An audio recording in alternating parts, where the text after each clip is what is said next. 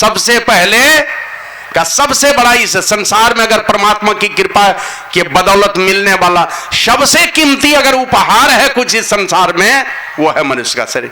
इससे बड़ा और कुछ उपहार नहीं हो सकता है।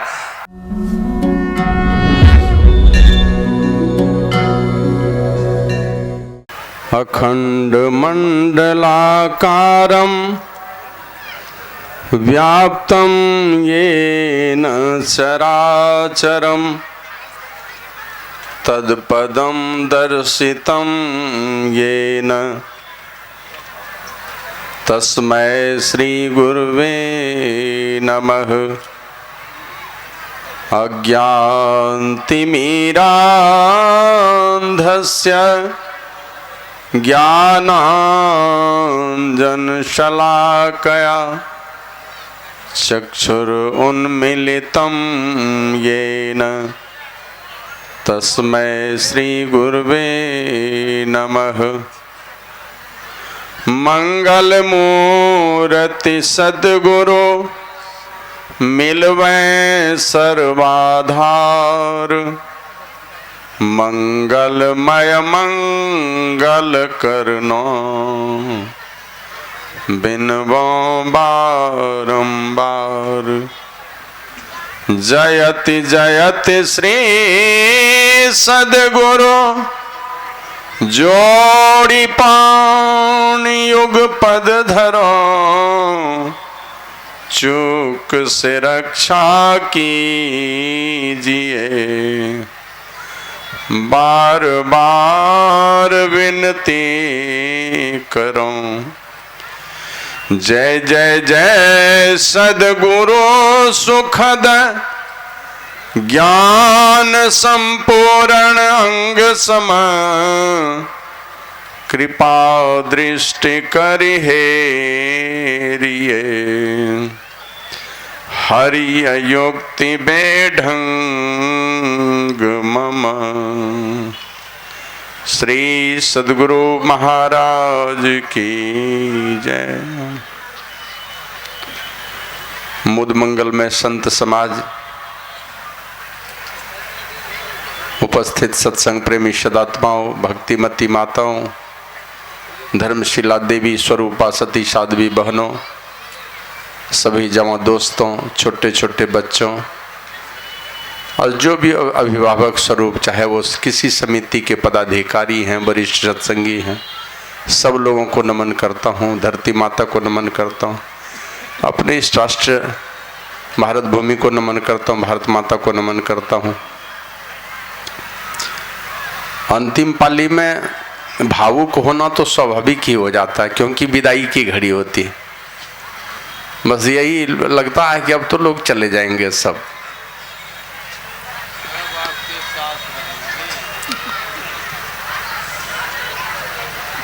फिर मिल जाएंगे, लेकिन दिल नहीं मानता है इस बात को, है ना। एक सुनापन आने का डर लगने लगता है। फिर भी अंतिम पाली के सत्संग में कुछ जो बातों का तो अंत नहीं है। हरि अनंत, हरि कथा अनंता, इसका तो अंत नहीं है। फिर भी अंतिम समय में जो कुछ मेरे समझ में बात आती है, थोड़े समय तक मैं आपकी सेवा करता हूँ। पहले तो लोगों से निवेदन करता हूँ कि आप लोग एक बार नहीं, उच्च स्वर में 3 बार गुरु महाराज का जयकारा लगाएं। श्री सद्गुरु महाराज की जय, श्री सद्गुरु महाराज की जय, श्री सद्गुरु महाराज की जय। धर्म प्रेमी सज्जनों, धर्मशिला माताओं एवं देवियों,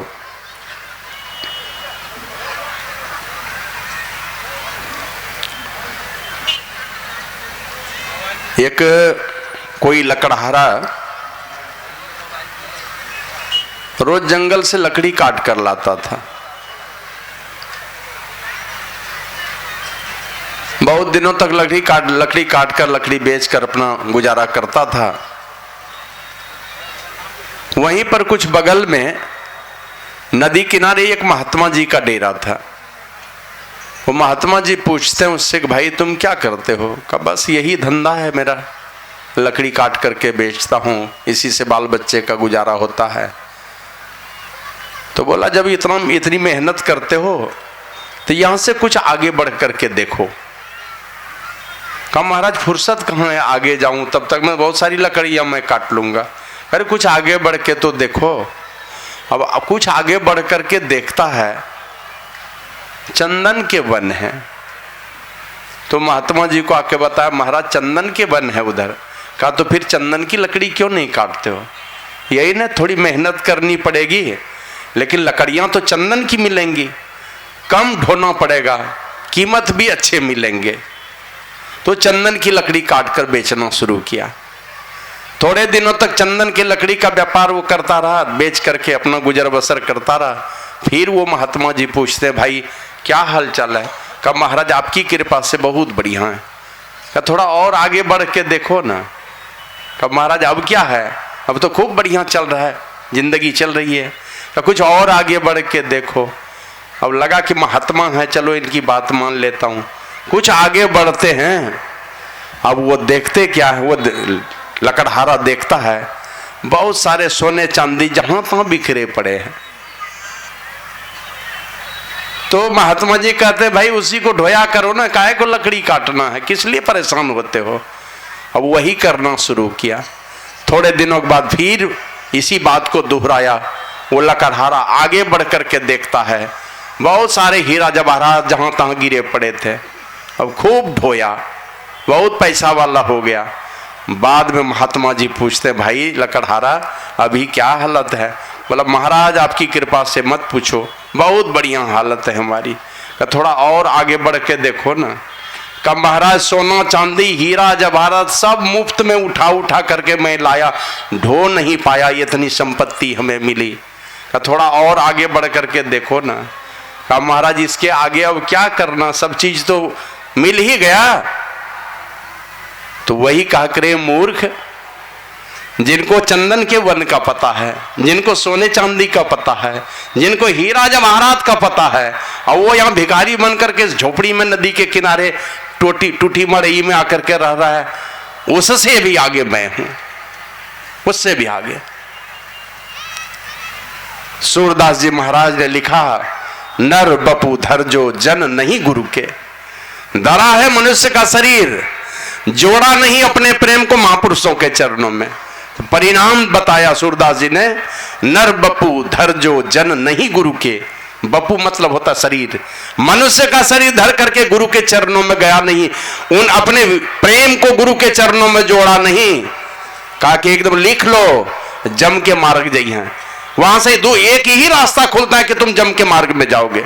हर मनुष्य किसी और लोक में जाना चाहता है, किसी देवी देवता के लोक में जाना चाहता है, किसी भगवान के लोक में जाना चाहता है, परमात्मा के लोक में जाना चाहता है। लेकिन वो सूरदास जी महाराज कहते हैं मनुष्य का शरीर धरा, संतों के चरणों में प्रेम नहीं जगा, तो तुम जम के मार्ग में जाओगे, अर्थात भूत प्रेत बनोगे जाकर के। और सूरदास भगवंत भजन बिनु, तुम भगवंत के भजन के बिना रहोगे, परमात्मा की भक्ति से बहुत दूर हो जाओगे, और वृथा सो जन्म गमी है, व्यर्थ ही जन्म गमा बैठोगे तुम। जिसके विषय में भगवान श्री राम कहते हैं, बहुत सारी बातें कहे हैं लेकिन कुछ नोट करने योग्य बातें। सबसे पहले जो भगवान श्री राम कहे वहां पर सारी प्रजा को बुलाया। अब प्रजा को बुलाया था, अकेले में चुपचाप नहीं कहे, गवाही में रख लिया बड़े बड़े किनको बुला करके, गांव में कुछ बढ़िया काम करते हैं तो गांव समाज के अच्छे लोगों को बुला लेते हैं। भगवान श्री राम सारे ब्रह्मज्ञानी महापुरुषों को बुला लिए, चाहे वो अगस्त ऋषि हो, ब्रह्म ऋषि, ये वशिष्ठ मुनि हो, अपने जो भी महापुरुष थे, चाहे वो राजनीतिक सलाहकार थे, कुल गुरु थे, आध्यात्मिक गुरु थे, ब्रह्मज्ञानी महापुरुषों को बुलाया, विद्वानों को बुलाया, और समाज के जो बड़े बुजुर्ग थे सब लोगों को बुला करके एक बहुत बड़ी सभा कर ली। और सभा करके जैसे देखते हैं प्रेस कॉन्फ्रेंस कर लेते हैं, कोई अफसर बुलाया कई पत्रकारों को और अपनी बातों को दुनिया के देशों में भेज देते हैं बैठे बैठे। तो एक बहुत बड़ी सभा कर ली अयोध्या में, और बहुत बड़ी सभा करके दुनिया के सारे लोगों को संदेश दिया। उसमें से कुछ बात नोट करने लायक है। सबसे पहले का सबसे बड़ा इस संसार में अगर परमात्मा की कृपा के बदौलत मिलने वाला सबसे कीमती अगर उपहार है कुछ इस संसार में, वो है मनुष्य का शरीर। इससे बड़ा और कुछ उपहार नहीं हो सकता है। घोड़ा, हाथी, कुत्ता, बिल्ली, चाहे राजा महाराजा किसी के घर में जन्म हो जाए, वो उपहार नहीं है। उपहार तो ये मनुष्य शरीर है, दुनिया का सबसे कीमती उपहार। और इस उपहार को, इस कीमती उपहार को अगर नई दिशा, अच्छी दिशा देने वाले अगर कोई है संत, उनका मिलना यह दूसरा सबसे बड़ा कीमती उपहार है। मैंने परमात्मा को देने के लिए दो चीज, इसके अलावा इससे ज्यादा उनके पास है भी नहीं कुछ। मनुष्य का शरीर देना और सबसे बड़ा चीज है को साधु संतों की संगति प्रदान कर देना, यानी संत का सानिध्य प्राप्त कर देना। ये दोनों अमूल्य माना अनमोल वरदान है, परमात्मा का अनमोल कृपा है। ये भगवान श्री राम कहते हैं बड़े भाग मानुष तन पावा, बड़ी भाग्य है तो ये मनुष्य का शरीर मिला है। और ये शरीर पा करके और कर रहे क्या, कहते बड़े भाग मानुष तन पावा। कितना भाग्य है, कहते हैं देवता भी इस भाग्य में पीछे रह गए। सुर दुर्लभ, उसको ये भाग्य नहीं है, हमको ये भाग्य परमात्मा ने दिया है, ये हमारा भाग्य है। मतलब देवता भी बड़े पुण्यात्मा हुए तब देवता बने हैं, और हमें ये भाग्य दिया ये वाला शरीर। खासियत क्या बताया भगवान श्री राम ने, साधन धाम मोक्ष कर द्वारा, पाई न जई परलोक सवारा। अभी देखते हैं ना, अंतरिक्ष में है, कल वो क्या नाम है, सुनीता विलियम्स, और अभी हैप्पी क्रिसमस मनाने के लिए यहां से लोग गए हैं उनके पास में, आसमान में है, अंतरिक्ष में है।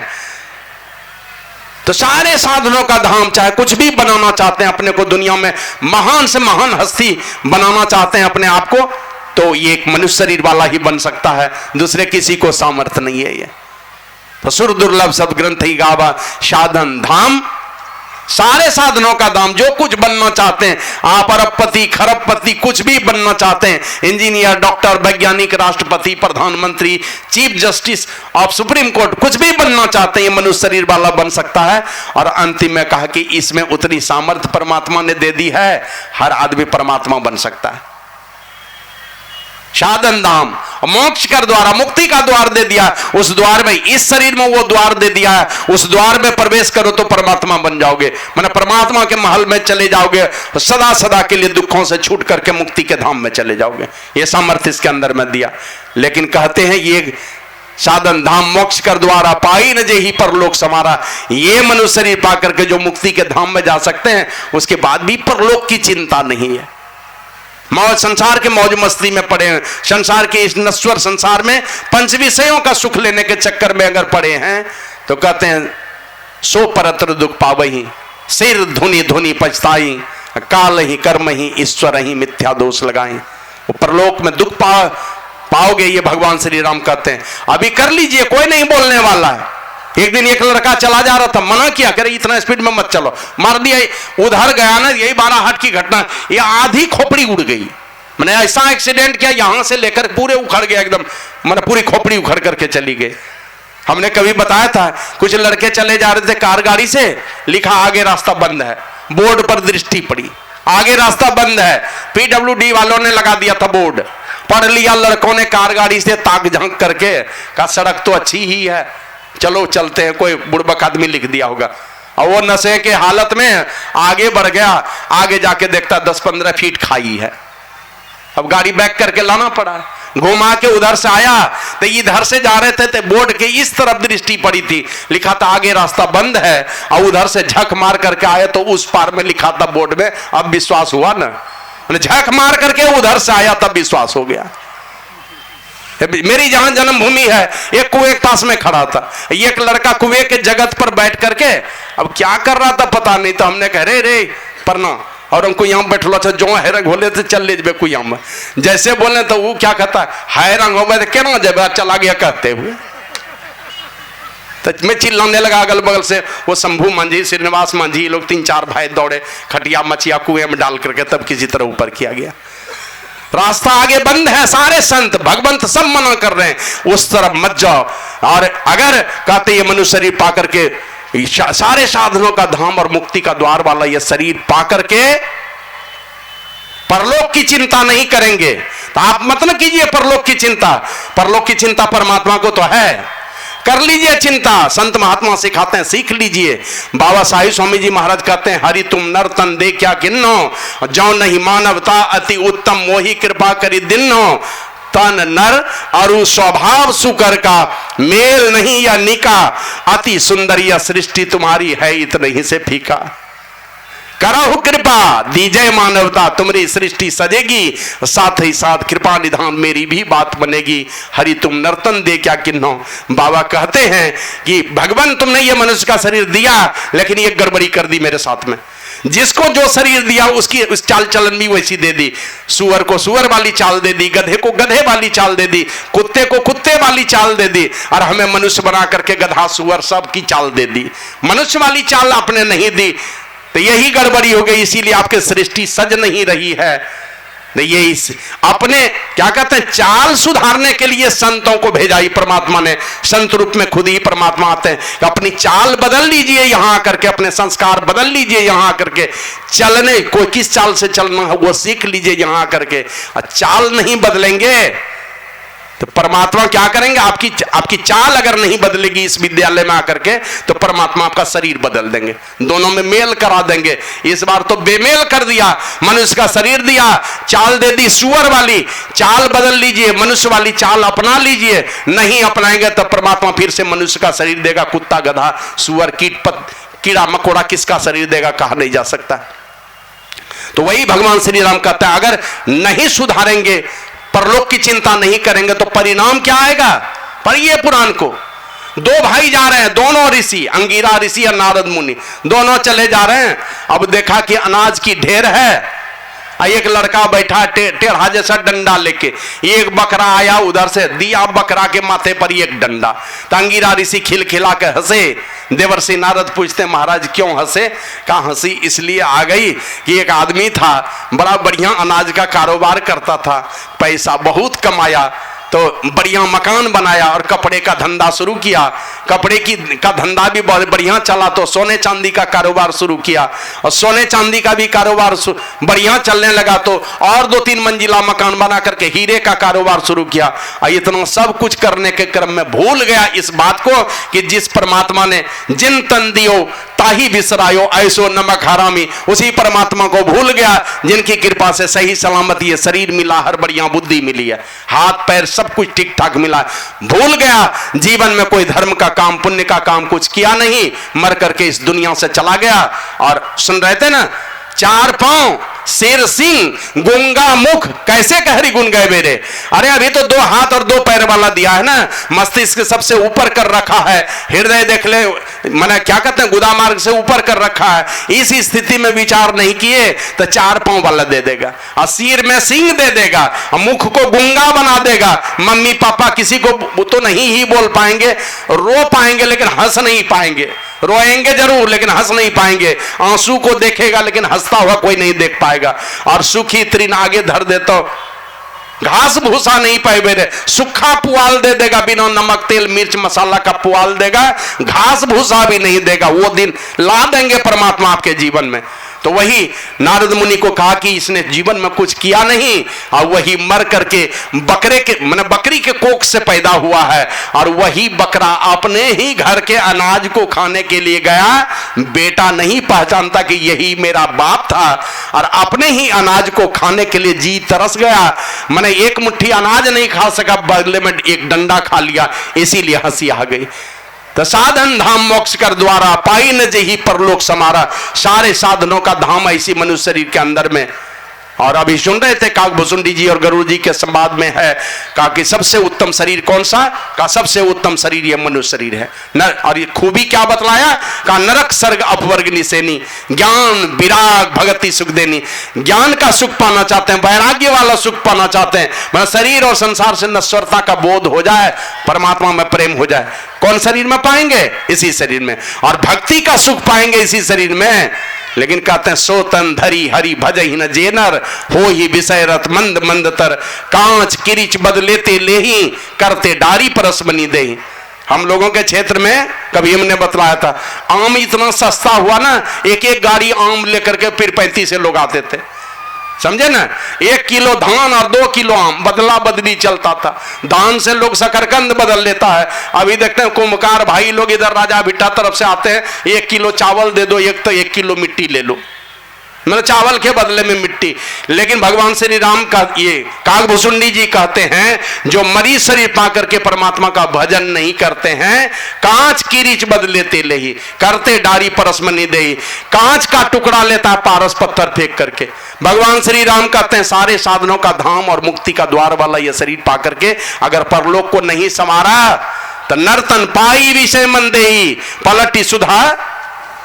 वो इतना बड़ा मूर्ख है, अमृत के बदले में जहर ले रहा है।